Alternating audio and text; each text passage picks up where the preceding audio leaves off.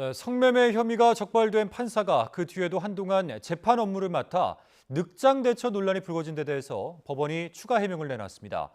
이번에도 다른 공직자에 비해 솜방망이 징계에 그치는 것이 아니냐는 우려도 적지 않습니다. 홍민기 기자입니다.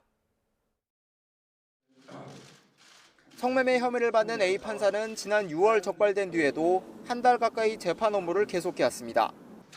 이런 늑장 대처 논란에 대해 법원이 사건 일지를 공개하며 해명에 나섰습니다. A 판사가 적발되고 3주 넘게 지난 뒤인 지난달 17일에야 소속 법원인 울산지방법원이 경찰에서 수사 개시를 통보받았고 그 직후 A 판사를 8월부터 형사재판에서 배제하기로 결정했다고 설명했습니다. 이에 따라 A 판사는 지난달 20일까지 재판 업무를 계속할 수 있었고 스토킹 혐의 피고인에게 실형을 선고하기도 했습니다. 지난달 28일 경찰에서 수사 결과를 통보받은 뒤에야 징계를 청구했다는 게 법원 설명입니다.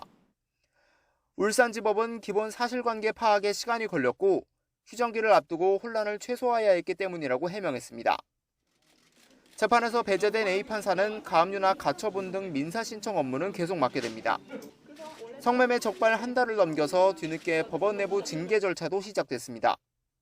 법관에 대한 징계는 소속 법원 법원장의 청구로 변호사나 법학교수 등이 참여하는 대법원 징계위원회가 결정합니다. 법관의 징계 수위는 정직, 감봉, 견책 등 3단계로 나뉘는데 가장 높은 징계인 정직도 최대 1년을 넘지 못하게 돼 있습니다. 금고 이상의 형이 확정되거나 헌법재판소에서 파면되지 않는 한 자리에서 물러나게 할 수도 없습니다.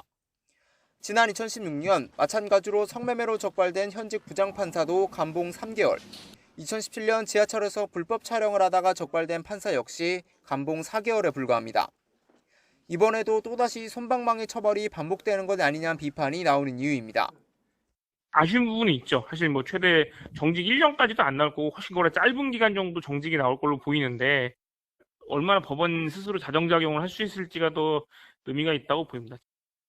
법원은 징계위원회가 국민적 여론까지 고려해 결정할 거라면서도 법관의 신분은 헌법으로 보장돼 있어 한계가 있다는 입장입니다.